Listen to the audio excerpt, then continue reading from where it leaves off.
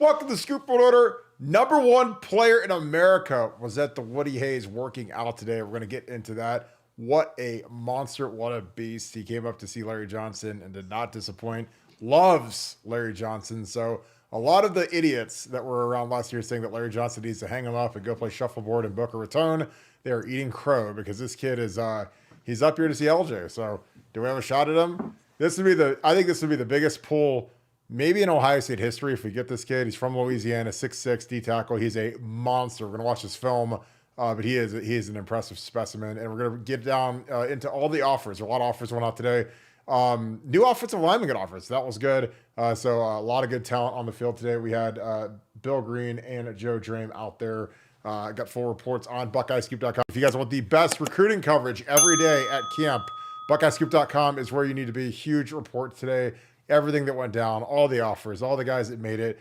Was a little slight talent-wise, but when you've got a superstar, megastar, Megalodian, number one overall guy in the country, and he's a D tackle from Louisiana, and he likes Ohio State, that's good enough for me. So really excited to break all this down. As always, if you guys enjoy this content, please leave us a like. Click subscribe. Also, click that little alert bell. Again, we appreciate you guys kicking it with us each and every night. This is a huge show because you guys made it one. It's a pleasure to have you guys here. It's a pleasure to be here. But also take a moment to remember on the anniversary of D-Day, our veterans, our fallen soldiers, the greatest generation. Again, we appreciate the sacrifices that they made to make this country what it is. Again, patriotism isn't really in vogue around the country right now, but on Buckeye Scoop, it's very in vogue. So we appreciate you veterans, especially on a day like today, where some of the toughest human beings on earth stormed Normandy and really saved our country. So we appreciate all of our fallen soldiers, all of our service people. Thank you to all of our veterans, first responders, police officers, firefighters, all of you that keep us safe. Thank you for what you do. As always, this will be a huge show, massive and dedicated to all of you guys for keeping our country, our great country, free. With that being said, Nevadabuck, monster day today at the Woody Hayes. Joe Jaem was killing it today, texting me nonstop about what was going on. Jaem Stewart is a different animal when it comes to defensive tackles. I don't know who's the last guy we've had like him on our roster at defensive tackle. Maybe like Big Daddy, I think. I mean, I don't know. I mean, a guy who's 6'6", 270. He'll probably end up being 6'6", 310. And a guy that could be like a first overall pick in the NFL draft one day, body type. But what are your thoughts on Jaem Stewart? Because again, we've watched his film before. It's incredible. We actually got him up here, which is crazy. And it's funny because this is the On3, this is their rankings. You know, and he's a 26, so he's only going to be a junior. So he still has 2 years left. So there's a long way to go in this one. But he's rated as the number one player by 3 of the services. On3, ESPN, and Rivals have him as number 1. And then 247, which has fallen off a cliff recently, has him as number 10. Which, again, I don't know if there's 9 guys better over the last few classes than this kid. But this kid's special. He worked out today. He loved Larry Johnson. And again, everyone was bagging on Larry last year. And he's old and cranky and doesn't take enough defensive tackles. Like I've heard from people inside the Woody Hayes that say, "Oh, it's Larry. Welcome to Larry land. We don't take defensive tackles." But if he lands this guy, there's going to be some people in the Woody Hayes that are going to be eating some crow, and they're going to have to shut up because this would be as good of a defensive tackle as we've gotten as a recruit, and as long as I've been around Ohio State football. But your thoughts on that on Jaem Stewart? Well, Jaem, as you mentioned, 2026, but there's talk that he might reclassify and go to the 2025 class, which would be very interesting. Just kind of upset things that are in the mix. Look, it's just going to be a tough pull. Pulling kids from the South is very difficult. Pulling defensive tackles from Louisiana is exceedingly difficult. But having said that, when you talk to the people close to Stewart, they talk about his genuine affection and affinity for Ohio State. And sometimes kids want to get away. Sometimes kids, want to go to a different spot.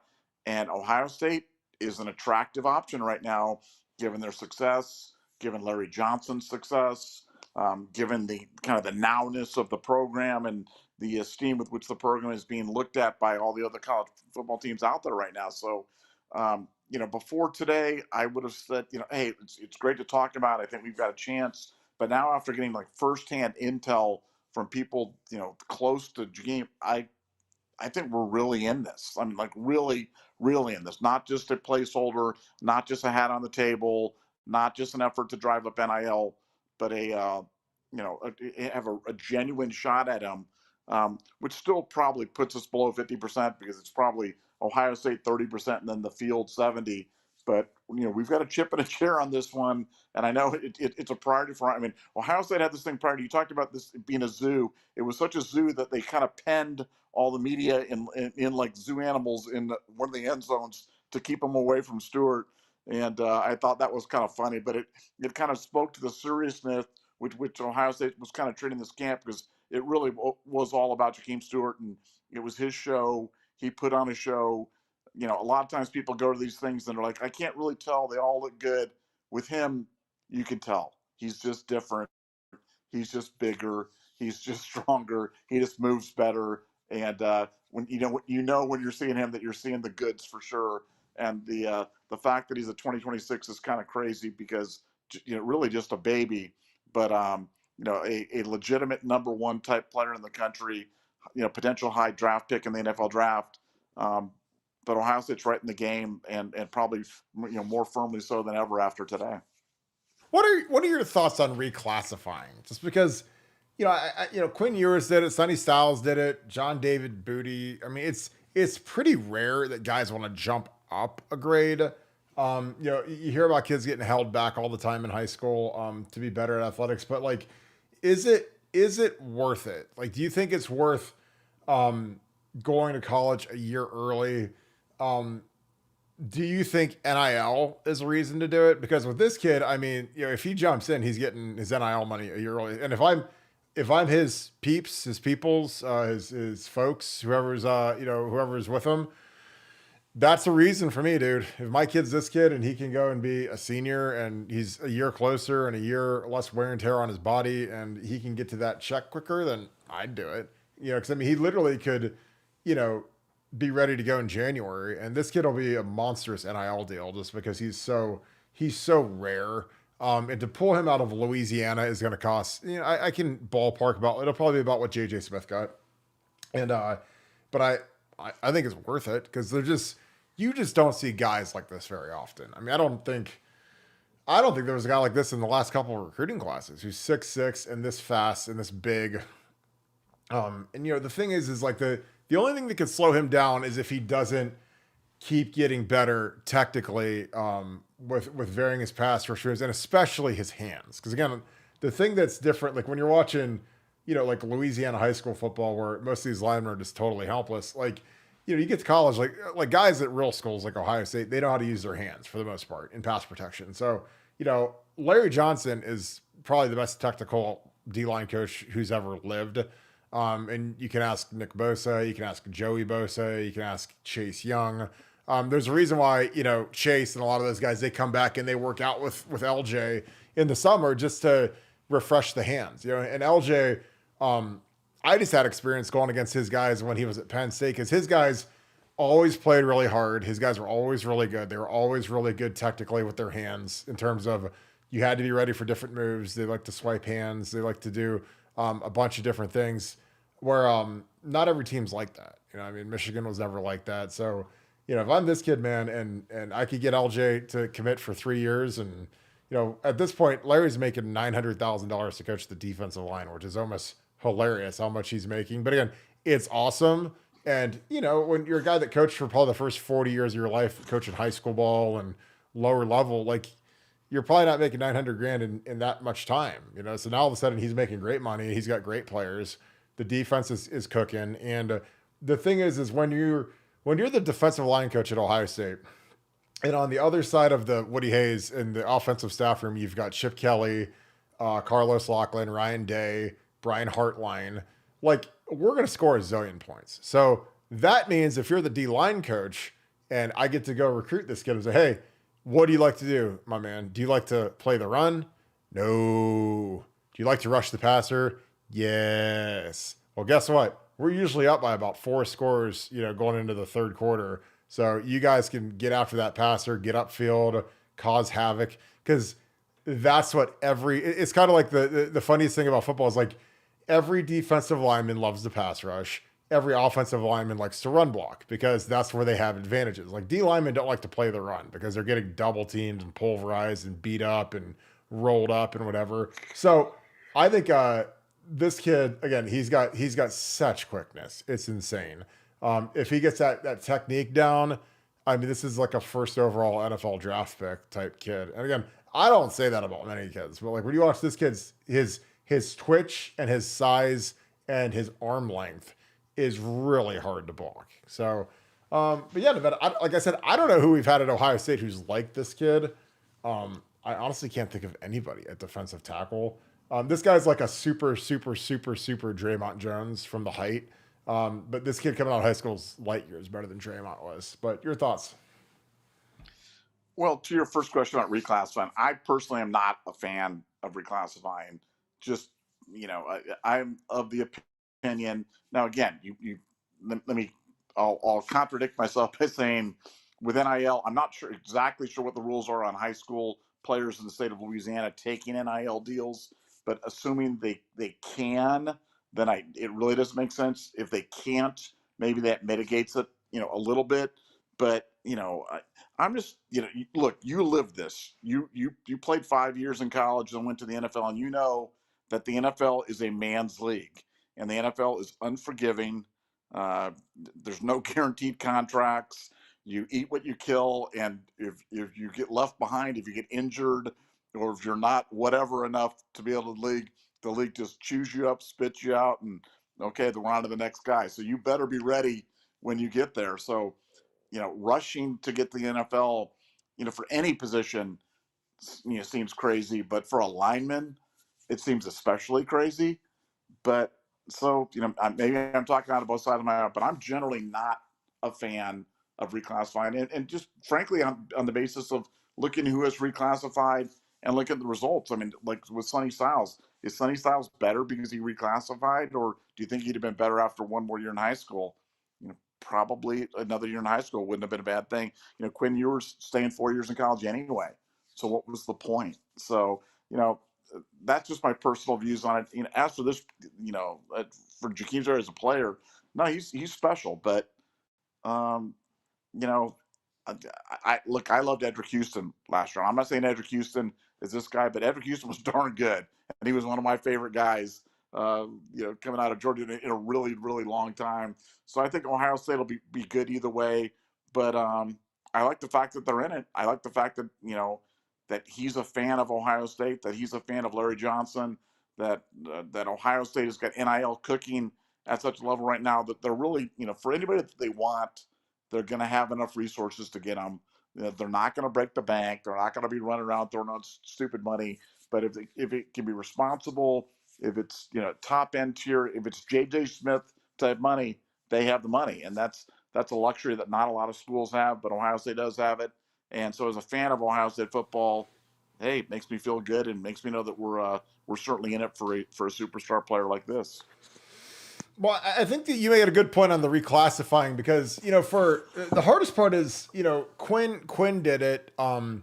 People say it was for NIL, it wasn't for NIL. He was convinced to come early, and he came early, and it was a disaster. Because he didn't get to do anything. Like the hard part is like when you're Quinn Ewers or Sonny Styles or whatever. Like if you reclassify and you join a place like Ohio State a year early, like you're barely gonna play. Quinn didn't play. He played like one snap his entire career, and the other problem is like when you're especially if you're a quarterback, like you don't even get to practice. Like he didn't even get practice reps. So it's like, what are you doing? Like you're not really developing. Like you're in the meetings and stuff, but you're not playing football. Whereas if he stays at South Lake Carroll, he's practicing. He's the number one quarterback. He's playing 15 games, probably going to the championship.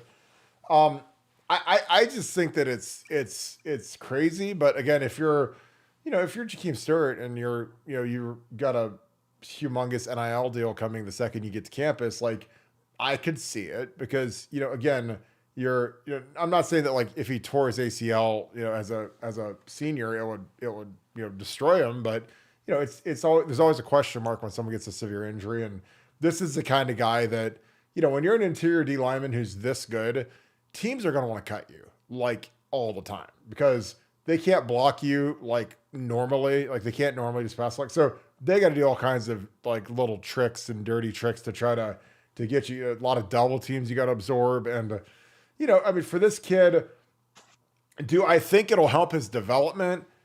Not really, but in the world of NIL, what does it make sense? Yeah, because you avoid a year of your risk essentially, where you could be, shoot, I mean, he'd have to get through 2 more high school seasons before he could get his NIL deal, as opposed to just one. Because if he reclassifies to the 25 class, I mean, he's going to be here, and he could be an Ohio State Buckeye in 6 months, which is crazy to say, but I don't know. But again, like you have to be a man to play in college football, man. Because college football, man, you get up, and then the NFL it's just the ultimate. Like you almost have to be like a mutant to play in the NFL. But this kid is one. I mean, this is a kid, and but like I said, there's also the social stuff. You give up the last year with your team. You give up. You kind of give up being with your boys, your family. But sometimes that's the sacrifice you got to make. But the kid's special. He killed it at camp today. Ohio State did a great job with him. But yeah, we got a bunch of other offers today that went out. Lincoln Keys is a tight end from Michigan that got offered. Darius Gravy is a really interesting one. He's a defensive tackle or an offensive tackle. Excuse me. Justin Fry offered him. I'm going to pull his stuff up. But yeah, I mean, camp was actually decent. I mean, there was, with Jaem Stewart, it kind of is like he's the rising tide that raises all of the excitement around camp, because if he's not there, it's a decent camp, but it's a lot of good juniors and sophomores. Not a ton of seniors working out, but Jaem Stewart is a guy who's like Shamar Stewart, who we actually watched work out a couple of years ago, and there's this one guy on the field that looks like that guy, and you don't have to wonder who's the 5-star number one guy in the country. It's like watching JJ Smith. Like when JJ Smith works out at a camp, you're just like, well, yeah, he's the 5-star. He's the number one guy, because there's just aren't guys that look like him. Nevada, this is a good little run right here for the Bucks, man. Getting him up here is surprising.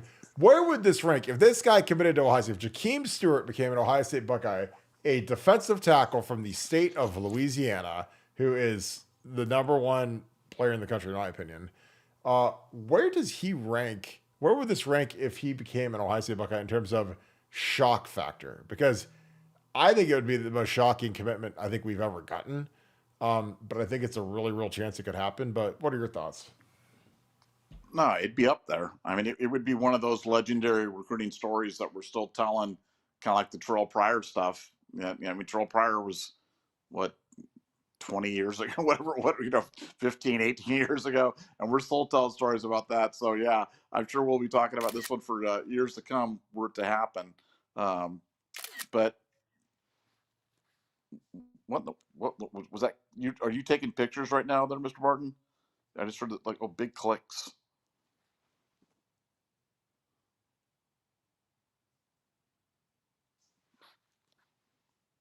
Kirk, are you muted? All right. No, I was taking screenshots for the show of some of these commitments. So Darius Gravy, and again, shout out to Uncle Buck. If you guys are on BuckeyeScoop.com, Uncle Buck is one of our contributors, and he is on our staff, and he is the absolute man, because he tracks a lot of this stuff.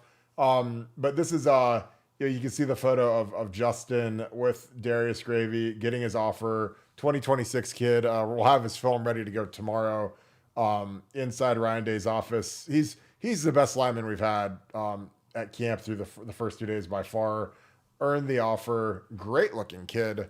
But like I said, Uncle Buck, he keeps these things all loaded up. Evan Jacobson, he got offered by Keenan Bailey today. So there was a bunch of offers that went out, and like I said, this is a productive day for Ohio State. One offensive line offer went out through the first 2 days, so a little lean, but again, you can only work with what you got, and you don't want to reach on any guys. But yeah, it's camp season, man. It's here.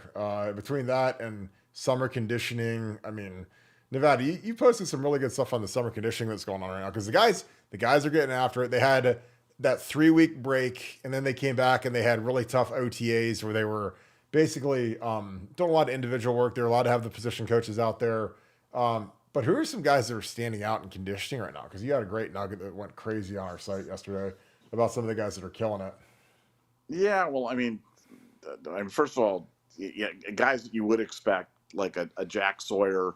I mean, and Jack's always been kind of a physical specimen, but boy, he is one thick, strapped up dude right now, and he's out there, obviously leading kind of a guy that's going to be a consensus captain going forward for Ohio State, and now Ohio State, with Trey Henderson and Quinshawn and Carnell Tate, J.J. Smith. I mean, they're just, like I said, they've just got an abundance of guys, an abundance of, guys leading, in the offseason workouts. And,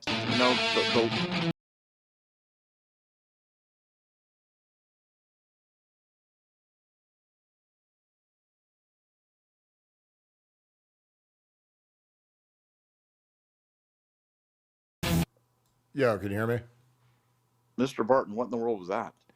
So I've got a playthrough going on my iPad. I'm looking at this kid that we offered today. He actually has some really good film on here we're gonna watch. So my iPad's playing through. Mr. Go Barton. ahead. Can you hear me? I can hear you. Go ahead and continue. You're good. Go ahead. I was going on, but man, I'm hearing clicks from things, and I'm hearing music from the thing. It was like I was on the inner sanctum of Kirk Barton, and it was no, I'm watching this kid's highlight film. So here, I'll take it from here. So I'm watching this kid's highlight film who they offered today. So well, he's got music on, so it played. Like I get it. So but yeah, this is the guy that went. Okay, you good? Well, what do you want to talk about? Go ahead. Good. So Grant Wise is a kid who went really good player. Again, here he is in one-on-ones. Really did a good job. Like I said, these are the drills that you have to watch, and these guys. This is kind of where you make your mark in camp in the one-on-one drills. So I think that here's Justin Fry coaching him up, but this is a really good deal. So here they do the individual workouts, and I think that these guys, this gives you like a good picture of what's going on inside of camp. He posted this on his Twitter. So it gives you like a really good look at what's going on like in camp. They like to pull these guys inside and do these one-on-one drills, and get a good eval. See, you got the kid taping it right there. And they like to bring in usually like the 4 or 5 best guys to see, kind of what they can do on the inside. Again, these guys are, really working hard. And again, this is they basically take them through like what an individual looks like at Ohio State.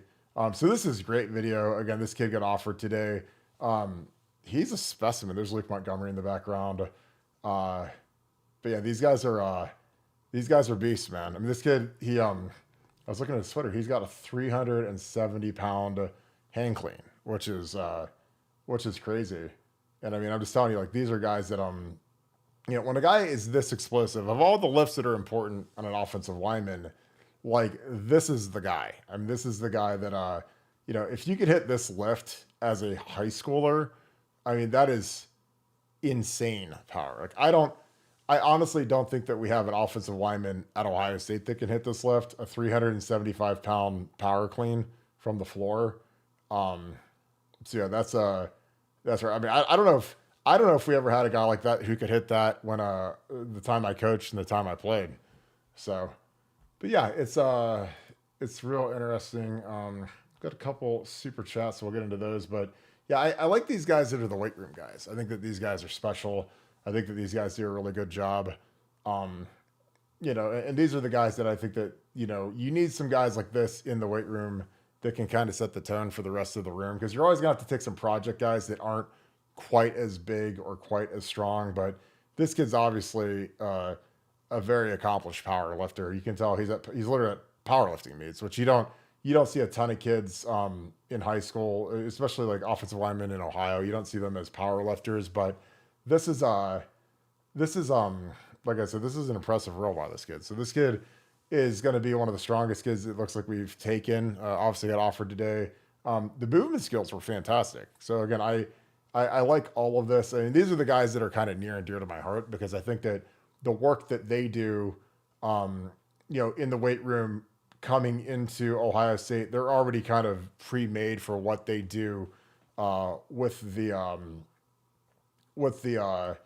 what Mickey Maratti's going to train you. Because some of these kids, you got to understand, not all of them have ever worked out before.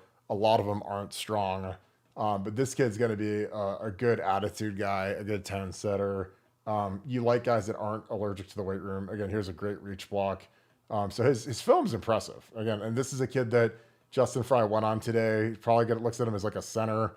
But I like centers that are exceptionally strong, just because when you get the centers that can really work like that, I think that it ends up being a huge add for the program and for what they do. So yeah, well, we got a couple super chats, and let me see. Got Andy Joe. All right. We get a couple of your super chats going. Kevin Newby, thank you for the 5. Appreciate you, my man. Thoughts on the new college football schedule that was released? Nevada, OH. Nevada isn't here. I think he's going to get back on. So I'll say IO. It's interesting. I'm going to pull that up real quick. Let me see. All right. Okay. 1 second. All right. College football schedule.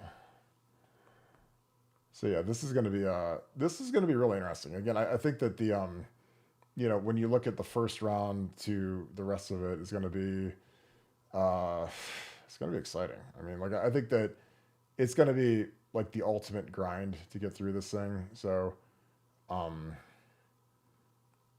quarterfinals start on New Year's Eve, which is the standard, and so it's always kind of started. Let me see if I can get a graphic for this.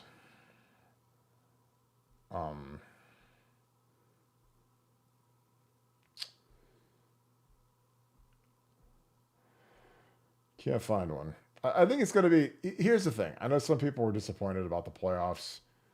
I'm not. I think that it's going to be the best thing that's ever happened to college football, because there's so many worthless bowl games now that you just don't really need. Like, I mean, the thing that it really does is it really makes bowl games even more worthless. So here, I got the schedule up now, so I'll toss that on. And so,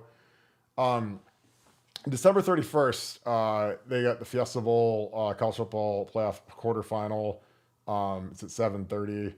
And then they've got the Peach Bowl. So, the first 4 rounds of the quarterfinals are the 7:30 at night, the last game of the day on the 31st.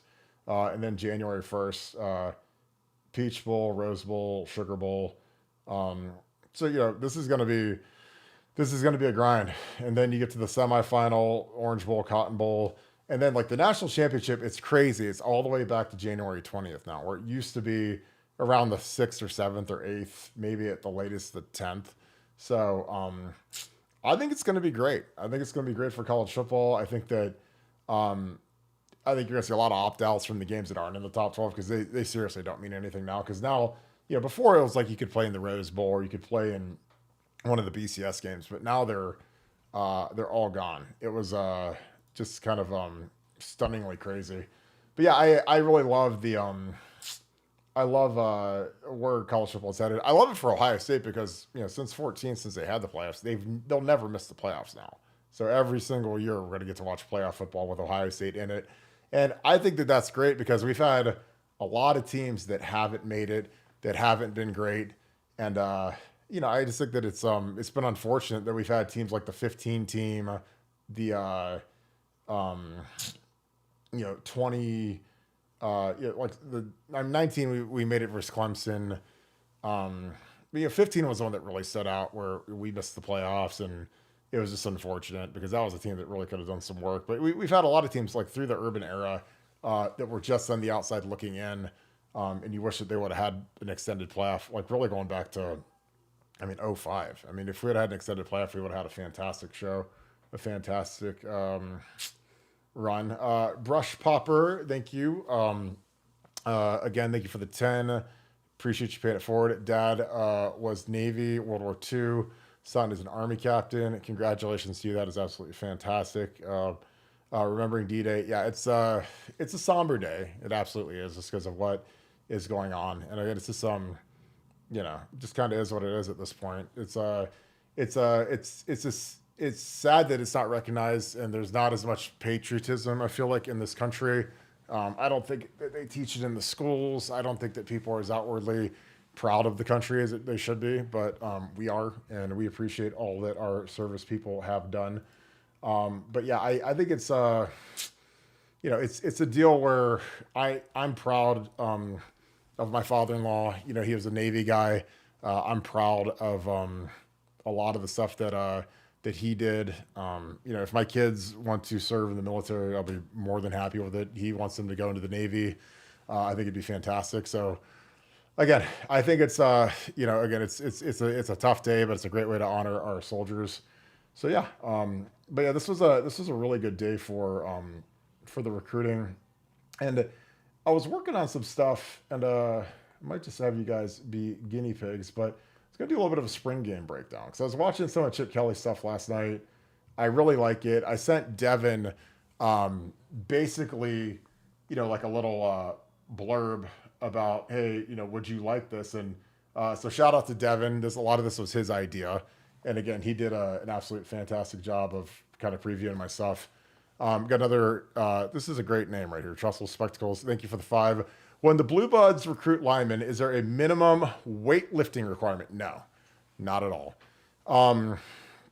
I think that the thing about strength with a lineman, offensive or defensive lineman, really it's any position, because a lot of the kids are going to fill out once they get up to college. And like a lot of linemen that I played with weren't strong. They didn't come from great strength programs. I came from a great strength program in high school. And it was really fantastic. Like I loved to lift and work and grind and that kind of thing. And it just was a thing where, we but when I showed up, I was stunned by some of my classmates. They could barely bench 225, and they were linemen. They were 300-pound guys. So it just kind of is what it is. I mean, a lot of high schools don't have fantastic weight programs. They don't have, the ability to really push kids. They don't have in-school weightlifting. Again, that's a big thing in Ohio high schools, and I'm sure nationally they have a lot of schools that have an in-school weightlifting period where kids literally lift during the day, 45-minute period. It kind of replaces gym. We had that in high school. It was huge because you get 5 days of good lifting.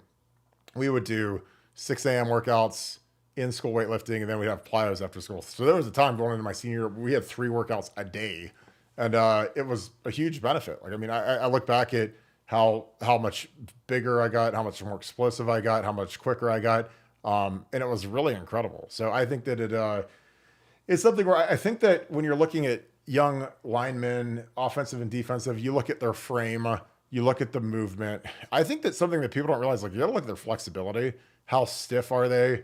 And I think that if you're a guy who is overly athletic, overly developed from a strength perspective, I almost think it hurts you. I think that people think that your potential is kind of capped.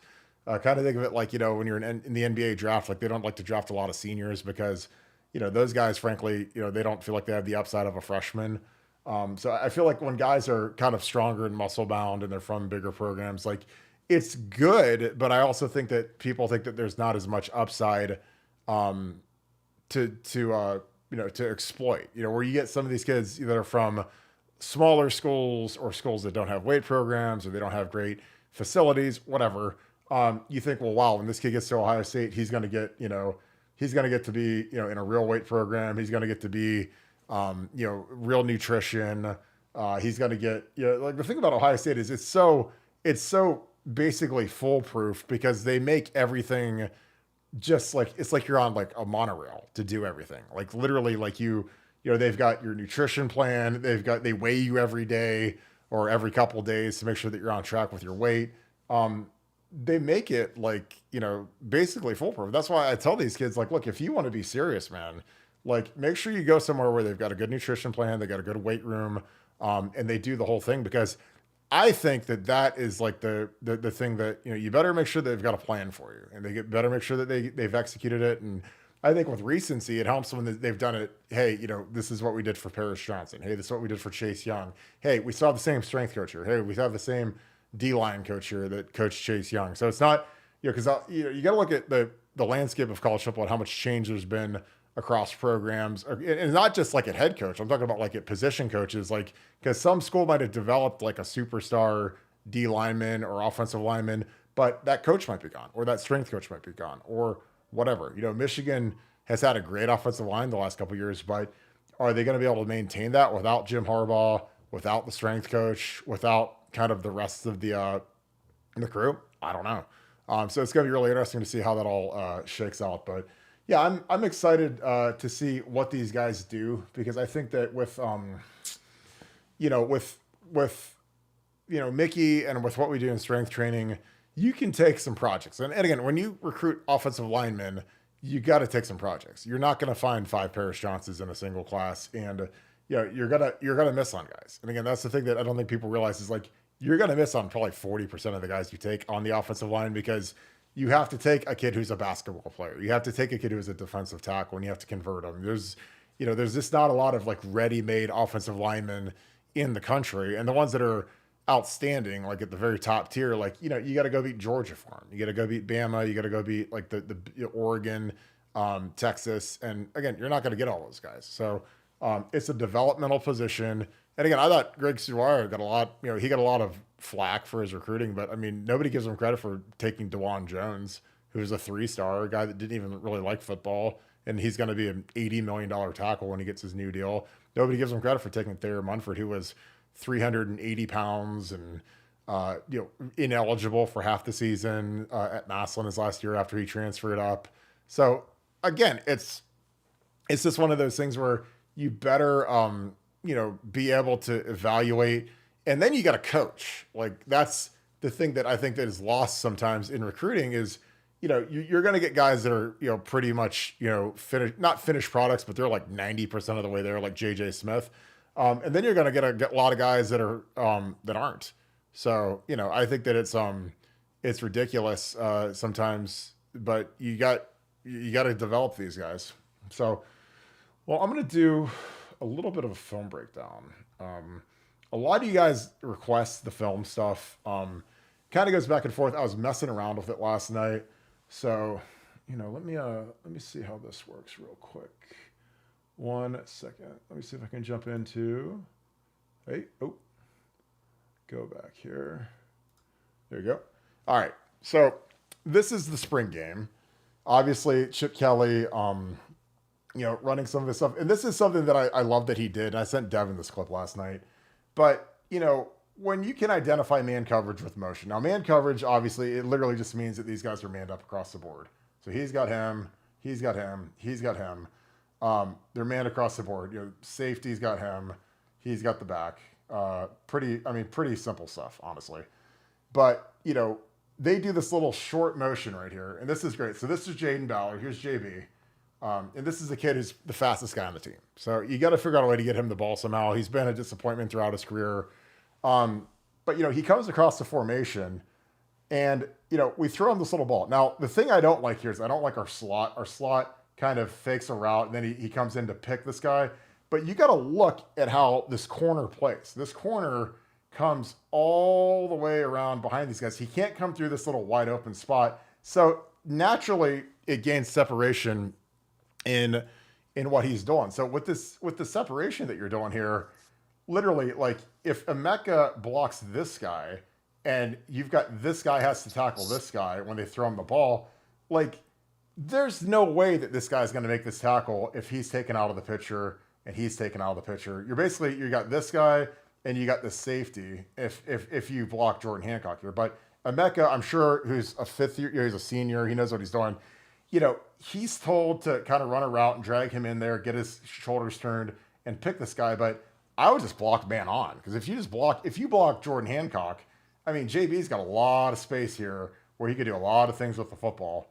But the thing about it is like, I love the misdirection, because this is so easy. This is just in outside zone play, the whole line basically runs like a naked bootleg where they're just all turning and running to draw the linebackers, to draw the safeties.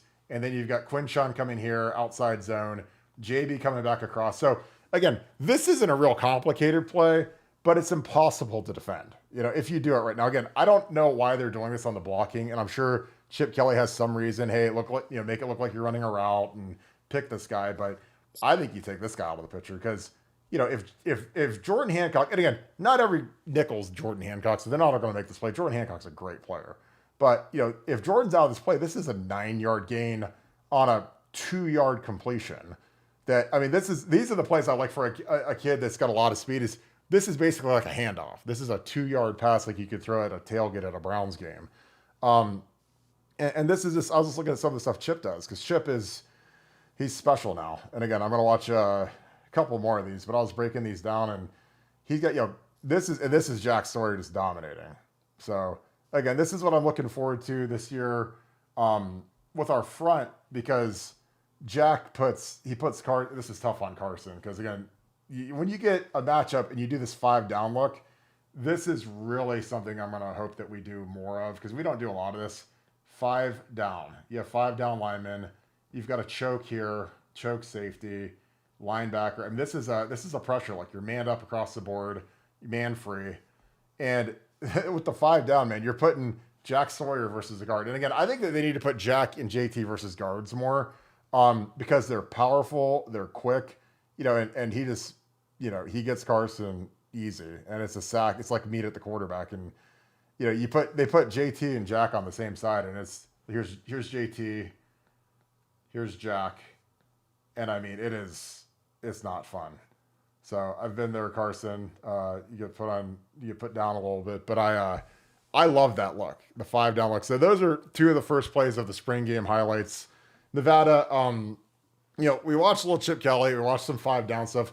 What are some stuff you're excited to see the coordinators do? Because again, I think what Chip Kelly's going to do, it's not super complex, but it's really hard to go against. And then also the 5 down thing with 5 great pass rushers is scary. But what are your thoughts on that?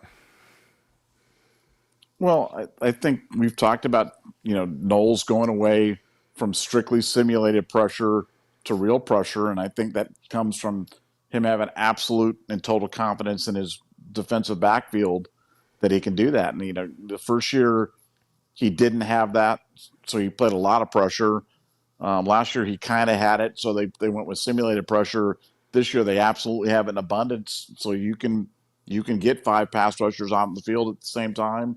Bring the pressure with 5 guys, and as you said, that's a dangerous look in the backfield in terms of your coverage. But when you've got guys that you can depend on, when you've got 2 legitimate number 1 cover corners, you've got the best cover safety in America, a ball hawk like Caleb Downs, you can do that. So I think Knowles has got kind of an abundance of weapons, and Chip's just going to do what Chip's always done, which is make it really difficult on defenses because he just threatens you so many ways. He threatens you vertically. He threatens you horizontally. He threatens you, with a triple option on every single play. He loves to run, 3 or 4 different versions off the exact same look in the same game, make you defend, all aspects of the field. And I just think it's going to be for Chip, it's going to be a virtuoso performance, but he's never had the type of talent that he's got this year. And that's going to be, I think that's going to be the key season. We know Knowles is going to be great. And we've seen Chip do it with inferior talent.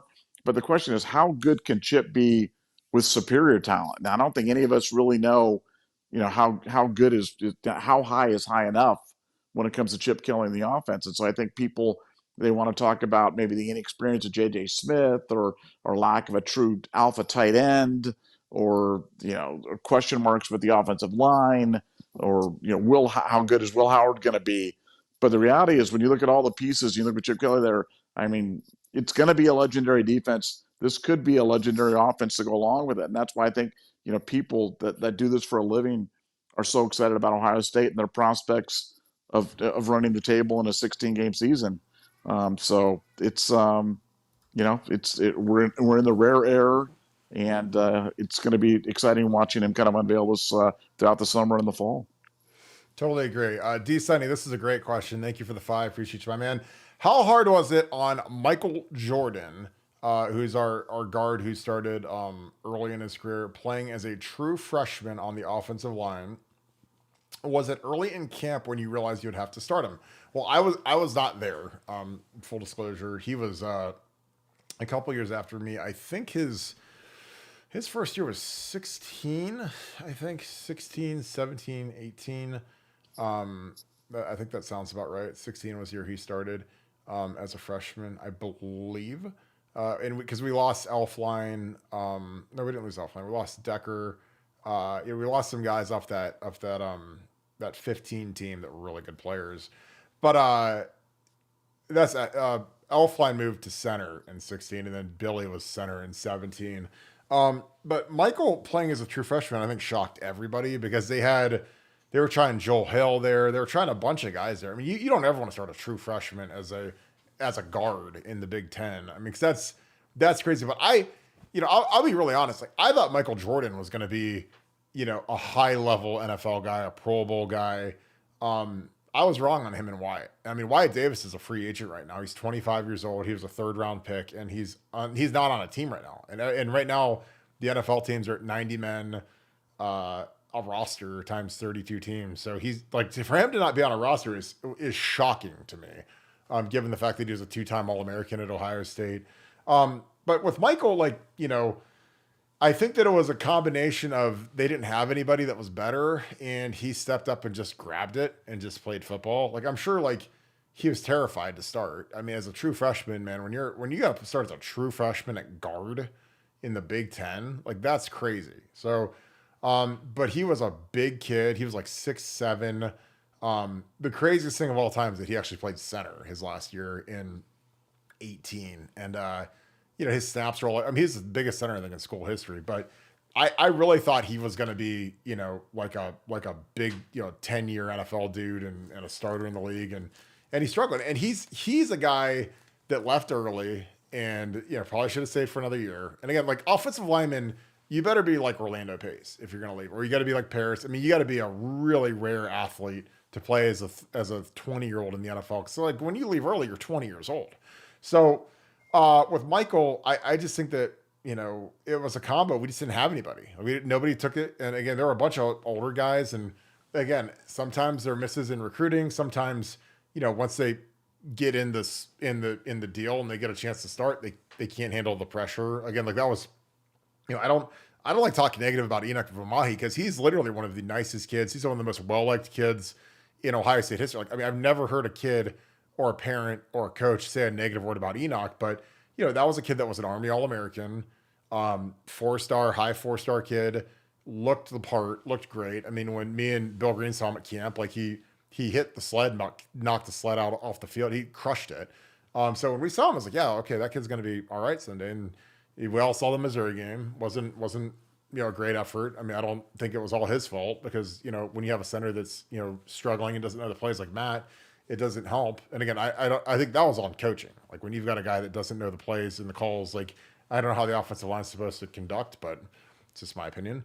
But yeah, he's a kid that, I think that they do week 3, that he'd probably be the starter. I mean, I remember it pretty well. And I was just shocked because he wasn't a super heralded recruit. He wasn't a 5-star. He wasn't Jaem Stewart, or he wasn't a kid where you're like, oh damn, this kid's going to be a 5-star kid and he's going to, vie for the spot. When he got to camp, I think most people just thought he was going to redshirt and, do the 5-year plan and whatever. And then all of a sudden he just kept getting better and better. So, Nevada, I don't know how well you remember Michael Jordan saying. I know that he was he's the first freshman to start on opening day since Orlando Pace, because I know Brewster started as a freshman later in the year, but to start as an opening day guy in the offensive line is crazy, but he did it. So D Sunny asks, and again, thanks for the 5, D Sunny. How hard was it on Michael Jordan playing as a true freshman on the line? And was it early in camp when you realized you'd have to start? Well, I think, the story for Michael Jordan, and correct me if I'm wrong, but he was an early entrant to the NFL, wasn't? Didn't he leave early? With eligibility absolutely. to go. Yeah, he left 3. He was 3 and out, and his junior year, like he wasn't good, but they played him at center, which I thought was idiotic. I mean, because he's 6'7", so you don't see 6'7" centers in the NFL. But you know, Ed Warner and Stud, and I mean these guys. It was Urban. They had this belief where it was like outside of left tackle, your best guy has to be your center. So they moved him in there, and it was just like because I think Brady Taylor might have been the guy that a lot of people thought would start, and they ended up moving Mike in there, and it was wild because like I said, you don't see 6'7" centers very often, and he wasn't good, And again, I felt bad for him because he's trying to do what's best for the team, but it just, it was tough. Go ahead, continue.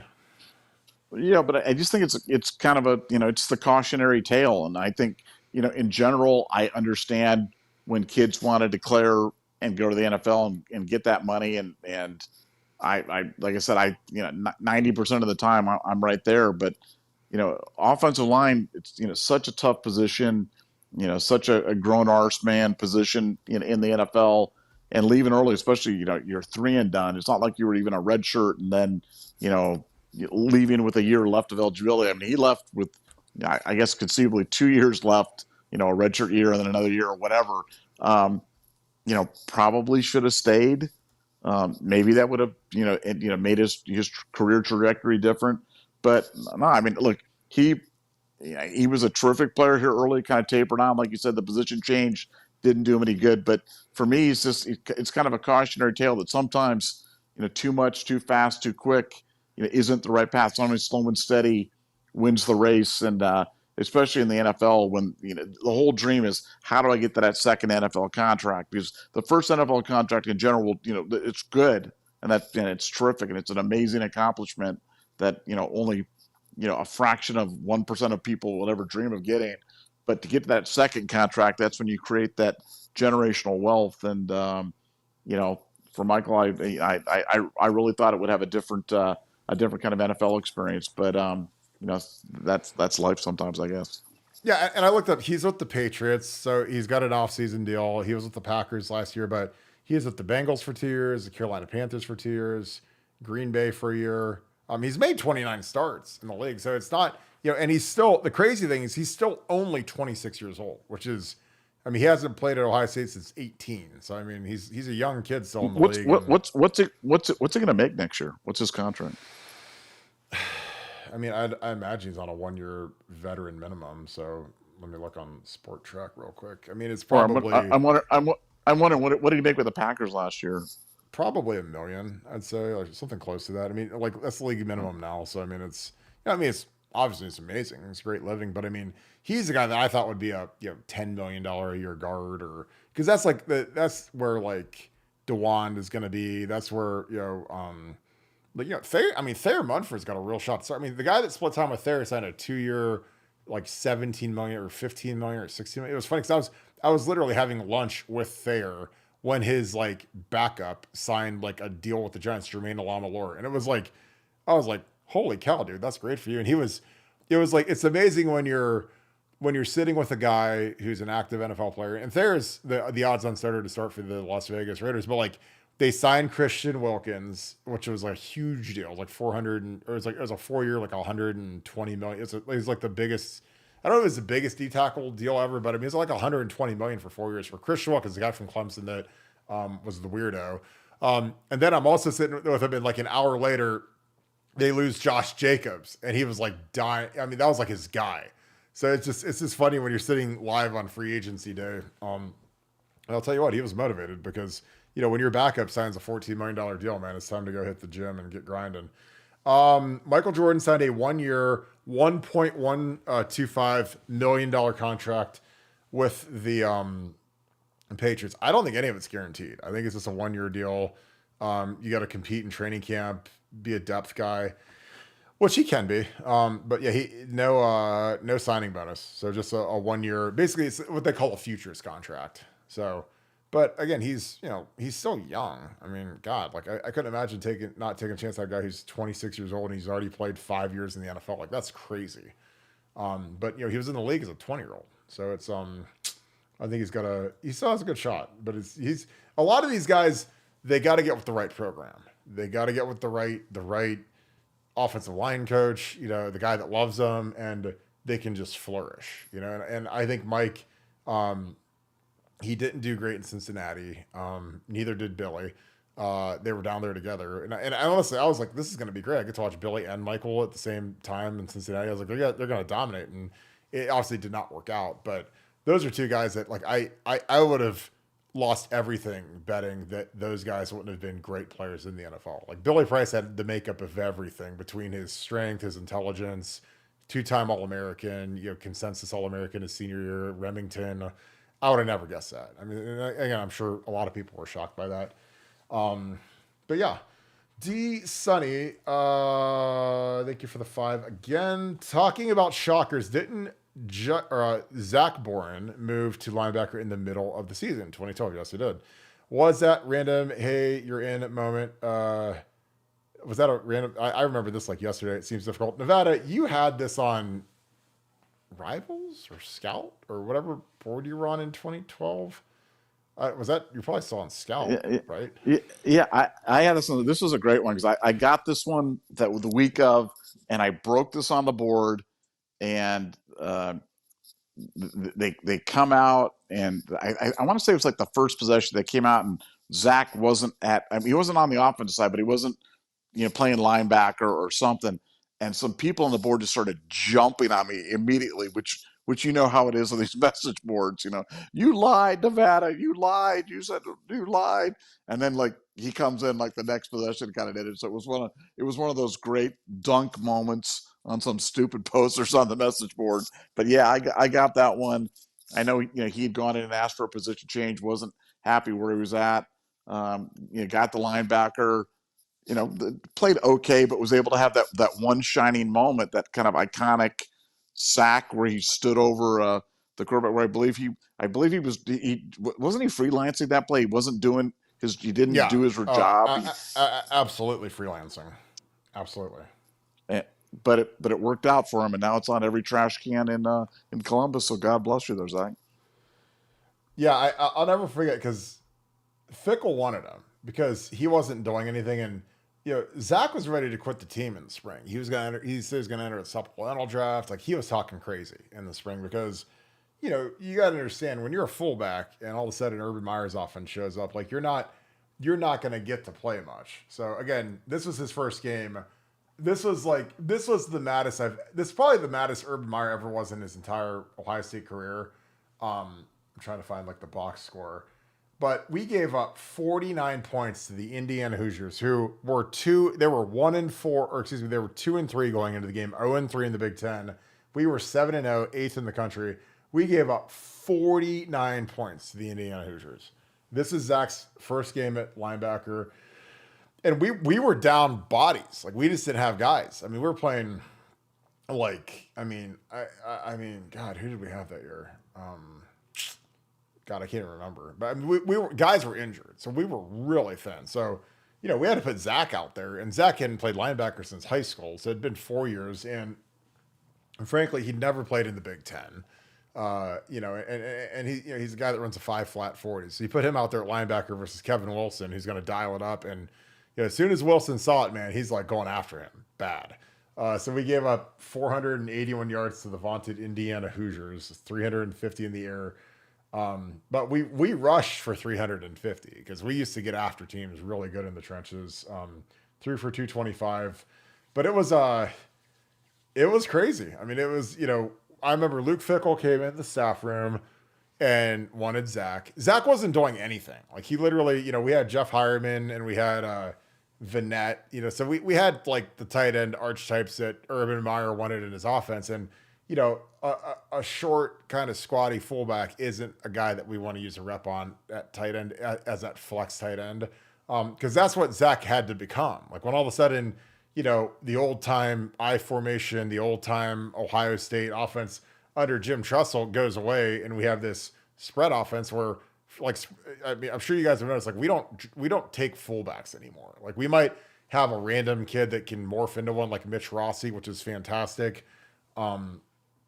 I think Patrick Gerd could be that this year for us, to be that fullback where we do a little I formation stuff. But, if you go watch our stuff in 2011, like the Jim Tressel, the Luke Fickle thing with Jim Bowman, I mean, we have a fullback on the field like 80% of our plays, and we're running power and ISO and all the old time classics, make all the hits, play all the hits, plays that we always ran.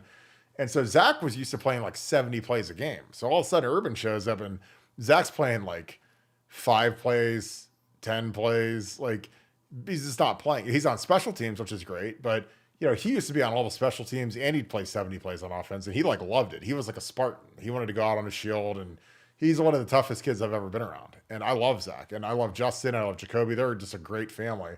But I mean, he was distraught, depressed. I mean, he was a ball of emotions because he didn't have a role. He's a senior captain, and all of a sudden you don't get to play. And I remember he had a practice in spring, man, where he got like 2 reps the whole practice. He just stood there and watched, and that was shocking. Like I could imagine it'd be like if there was some offense that came out that eliminated the right tackle, and all of a sudden I just stood there and watched practice the whole time.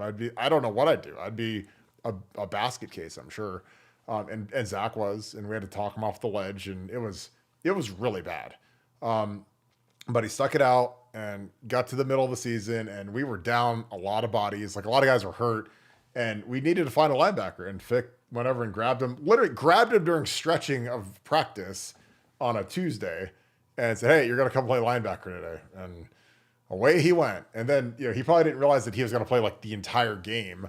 But he did, because like I said, with injuries, like we needed him to step in, and he did a nice job. I mean, he's not a guy that you'd probably want to be your starting linebacker in real life, but like when you're down a ton of dudes, like you gotta have guys step in. And again, he had that incredible Michigan play, and that's what it'll forever be known for. And we went 12-0, and the rest is history. But it was that was one of the strangest things ever. It's just like, that's when you've missed a lot in recruiting, is when you got to take a fullback and turn him into a linebacker in the middle of your season. Like, I'm like, what were we doing with our recruits? But kind of is what it is at that point. Oh, what are we at? Man, got already an hour. That's crazy. Nevada. But yeah, like that was one of those ones where you probably felt great because you had it and you knew it.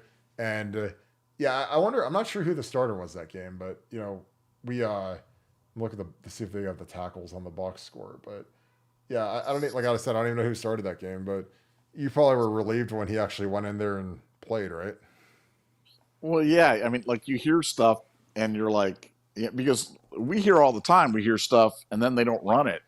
And you're like, oh, that's great. We spent all this time talking about Jaden Ballard or something like that, and then they don't do anything with him. And you look like a jamoke. But no, that one, I got them from a really, really, really good source. And he's like, going to play a lot of linebacker, out there, blah, blah, blah. And I'm like, wow, that was the thing. But yeah, it's always a relief when you hear about stuff, when you see stuff, but to actually see them do it in the game, because you never know what they're going to pull out. Actually, if they're actually going to pull that stuff out. But yeah, that was a good one. That was a good one. And it was good for him to make such an iconic play in the Michigan game. And that was a fitting thing for a kid like that.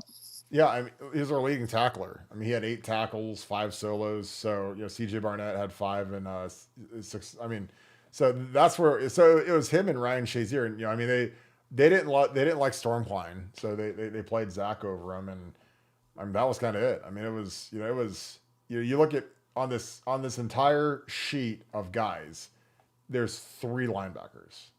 There's Zach, Ryan Shazier, and Storm Klein. That's how thin we were. We didn't have anybody else. So we were down bad. And I mean, and again, Urban, I've never seen a coach angrier than after that game and the next day. Like the fact that we gave up 49 points to a team that was 1-3 coming into the game or whatever, 2-3, 0 for 3 in the Big Ten. And like they were getting trounced in the Big Ten. And then we show up, man, and we just lay the ultimate egg. And it's like, thank God we scored 52 points, or else we would have freaking, we would have been walking back to Columbus from Bloomington, because that was, Bloomington's a tough place, man, because it's quiet, it's boring, not a lot of juice. But man, that's when, people are like, why do you love Kevin Wilson? I was like, well, I've been on the other side of him. It's like I've been on the other side of Urban when we got bushwhacked by the Florida Gators. Like I've been on the other side of Kevin Wilson when he was at Indiana and he had a bunch of 2-star guys and he shredded our team, shredded our defense, our 4- and 5-star guys. And so, like, that's how, like, when you say, Kirk, how do you evaluate coaches? Obviously when you're the head coach, wins and losses are huge, but what do coaches do with what they have, because again, there's some guys that have, they've got such great talent. It doesn't matter. It's kind of like on autopilot. But, when you got a guy like Wilson who can score 49 points against Ohio State at Indiana, then that guy is a ball coach. That guy is a fantastic coach. And again, it's like Chip Kelly. Like Chip Kelly, when he was at Oregon, like Oregon didn't have like A-tier athletes, but he made them as good as anyone in the country. I mean, there were years where, 07, if they don't lose Dennis Dixon, they probably won the national championship. They were unbelievable, but he tore his ACL. And, when you lose your quarterback in college football, it's, unless you have some magical year like the 14 Buckeyes, like it's going to be tough to come back from that. Yeah. But yeah, the Borens, man, that was a wild, wild time. Nevada, we can wrap this thing. And do you have any final thoughts? While I was fixing my phone, have you talked about all the guys coming in this weekend? Have you looked at that list? The list is pretty obscene. I have not. I was listening to my Megadeth weightlifting thing that the kid put up, and that kid literally is probably if he showed up, he's probably the strongest guy at Ohio State the day he gets there, if they take that kid, because he's a powerlifting machine. But who do we have this week? I mean, committed guys. You've got Desi Jones, you got Nate Roberts, obviously Eli Lee, Cody Haddad, Tavian St. Clair will be in there. But the uncommitteds: Quincy Porter, Jackson Lloyd, Andrew Stargell, Javon McFadden, Damian Shanklin, Trajan Odom, Fahim Delane. I mean, last weekend was a great weekend. This weekend's another one, and. Of those kids, Delane, Porter, Lloyd, Stargell, McFadden, Odom, they all could be commits. Every single one of those could be commits. So things could get real spicy here at Ohio State really, really fast. And this offensive line seems to be kind of rounding itself up. I've said it before, but I really think this class is going to be Justin Fry's finest hour. I think this is when he makes his stand, when he puts his stake in the ground. And when Ohio State lands that, we've been waiting for him to land a big recruiting class. I think this is the big recruiting class, and I think it's going to be in the O-line.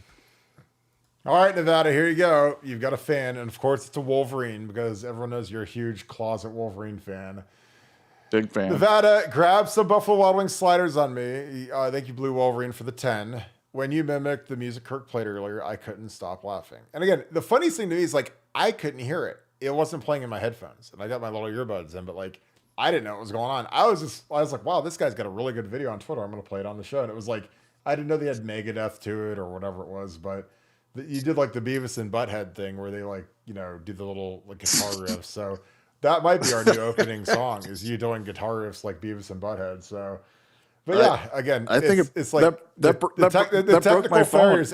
The technical failures literally make the show what it is, because when I'm the engineer, it's going to go off the rails at some point. Come on, guys. Like, I'm the talent. I'm the engineer. People are like, the sound isn't great. I'm like, what do you expect? Like, look at me. Do you think I'm going to be some savant sound guy?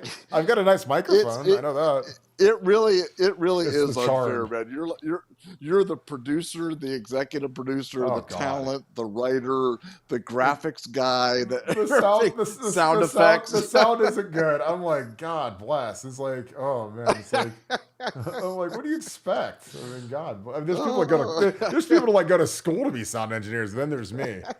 Like this amazing cropping of Jackson Lloyd, you can't even see his eyeballs. But hey, this is a guy that I'm really excited about. But no, I appreciate that, Blue Wolverine. And again, I make a point on the show. Look, I know we get Michigan people in here, we get Michigan State people, we get people Penn State, Georgia. Again, let's all get along, because again, unless someone's acting like a moron, like there's some people that just like entertainment. And again, we're pretty like, again, I always say if you have to say it out loud, it's probably not true, but you guys show up because you guys know that we put on a little bit of a shtick, and it's a good time for an hour every night. So, be nice to everybody. I appreciate that. Go Blue Wolverine. I'm going to put that 10 on Gibraltar to win the World Cup, baby. I can't wait, Nevada.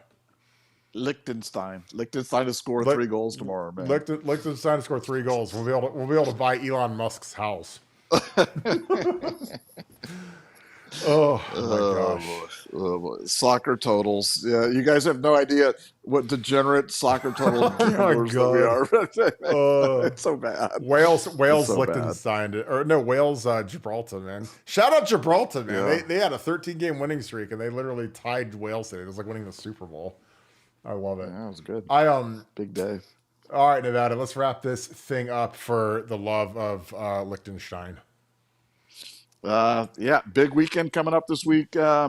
Great week on Buckeyes. Buckeye Scoop is cooking. If you Oh my are god. not a member at BuckeyeScoop.com, I'm just telling you, you're missing out. Try it for 1 month. It's $12.99. We don't offer any freebies because we're never going to offer any freebies. There's never going to be a 50% discount sale, a 1 cent sale, ever. Every day it's on sale. That's why I consider every day is Black Friday on Buckeye Scoop because it's the same price every time.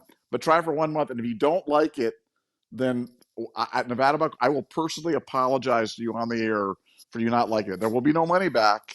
There will be no money back guaranteed, but I will personally apologize to you if you don't like it. So try it out. Try it for 1 month. You'll have a ball. Once you get into the message board thing, look, young people, old people, uh, people from all over spectrum, they all love the message board, and our message board is popping.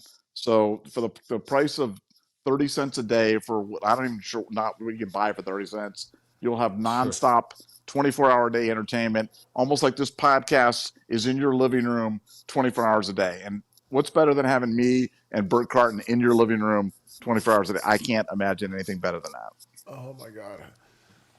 That's Yes. people. It's like people are gonna call the cops and say, "Hey, I got Nevada and Kirk in my living room. You got to come get them now. Get And them out of here." and I need that information on that pool cleaner too. I need a pool. I need a good pool. If it knows a good pool cleaner, like a good robot pool cleaner, like a robot Roomba pool cleaner, send it to BuckeyeScoop at Gmail. I only want like positive reviews of something because I got a pool. I've bought 2 of these robot pool cleaners, and both of them stink. They don't do what I expect it to like scrape around and climb up the side of the walls and do the whole Did thing. If you've got a good robot pool cleaner, send it did to you me. buy it or did someone else in your family buy it? Are you blaming No, someone somebody else in my for? family.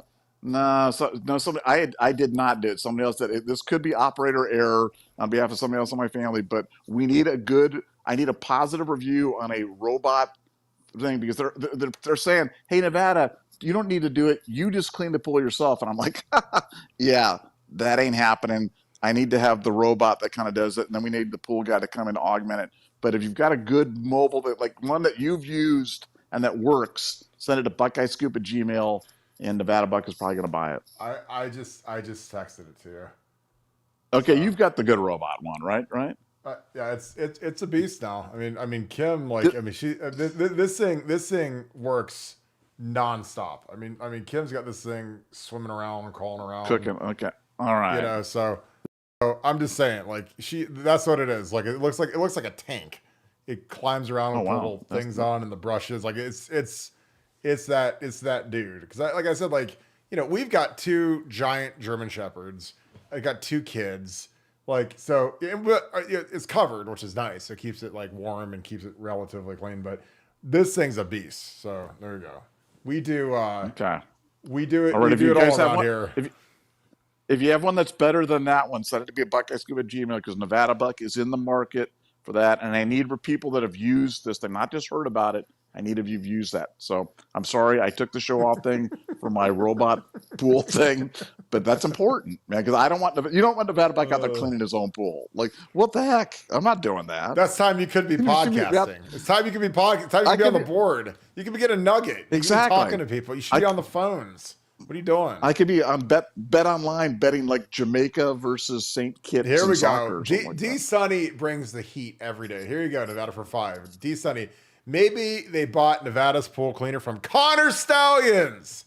I love that. Oh my Oh, God, that's so oh, perfect, D Sunny. Thank you. The oh, refurbished. They got the refurbished Nevadabuck pool cleaner from Connor Stallions' like front porch. The homeowners association I wrote love it it. up. Oh, I I love love it it. so much. That is so perfect. Bravo, bravo, D Sunny. That is right on point. So you can go yell at your family members that's out buying stuff from Connor Stallions to make sure that Blake Corum can buy new Hey, rims on his hey, Hellcat. but I do want to echo one of your points though. Like, this is an Ohio State fan, YouTube, whatever you want to podcast, whatever you want to call it. But we don't care whether you're an Ohio State fan. Just be respectful. You're in our house. Be respectful. But we love having fans from other teams here. So, and I'm just saying that for Kirk. I'm saying that for Nevada. I know Kirk feels this way. I know I feel this way. Just be respectful. If you're respectful and you come to our podcast, dude, we love it. Bring it. We get some of the best questions from fans with it. So you don't need to be an Ohio State fan to be here. But if you're a douche noggle, then you're going to get the wrench. And you're going to get kicked out. So, but just be nice. Be nice, and we're glad you're here. Well, like I said, if someone's out of line, we've got the best moderators in history between Doreen, Akeem, Kim, Devin. So, like, we've got the cleanest chat in the universe. So again, like, no one's gonna, if someone acts crazy, they're gonna get, it's gonna be like when Joe Pesci thinks he's getting made in Goodfellas, he walks in that room and all of a sudden he gets blasted in the back of the head. That's what happens to the people that act out on here. And honestly, Buckeye Scoop is the same way, because in the Ohio State universe, there's like 30 complete morons that are they're on message boards. They're all the same people. They're on all the major Ohio State message boards. And we assassinated all of them. And like, our board, like, we don't even have to moderate anymore. It's so good because we don't have any idiots. Like, we have nothing but the biggest Buckeye fans in the world. Smart, really smart people, really successful people, great people, friendly people, people from all walks of life, very welcoming people. So it's like, that's why if you guys want like a true concierge Ohio State football experience, join BuckeyeScoop.com, because I'm telling you, our board is insane right now, how busy it is and how much good traffic there is. So again, we'd love to have you guys. Any final thoughts, Nevada? Nope. Just appreciate everybody. Thanks for being here. Thanks for supporting the vets. Leave us a like on the way out, and we'll see you tomorrow night. Thank you, Wales, for not scoring any goals against Gibraltar as well. That being said, as always, thank you guys. Appreciate you guys so much. Great show. Again, as always, love you guys so much for being on here every night. I love seeing the same regulars. Again, it's a blast. You guys are the best. Appreciate all that you guys do. Thank you guys so much. It's a huge show because you guys made it one. We don't take you guys for granted. Just appreciate you guys. We work hard every day to make sure we put some content out for you guys. You guys can enjoy it. The chat is awesome. Thank you to our moderators, as always. And again, another round of thank yous to our veterans on D-Day. Maybe the most important day in American history, one of the very top and most courageous people in the history of mankind were on that beach that day. So thank you to our fallen warriors, and for all you guys do. Again, we appreciate all of our military people that are abroad as well. I get a lot of notes from people that are all over the world. Love the show. They love to keep up with Ohio State, and this is kind of their vehicle to do so. We appreciate that. Again, if you guys enjoy this content, please leave us a like, click subscribe. Also click that little alert bell. Again, just appreciate you guys. Everything's growing like crazy. All thanks to you guys. So thank you so much. Again, thank you so much, Buckeye Nation. Thank you, Scoop family. We'll see you at 7 tomorrow. I hope you guys have a great night. Go Bucks.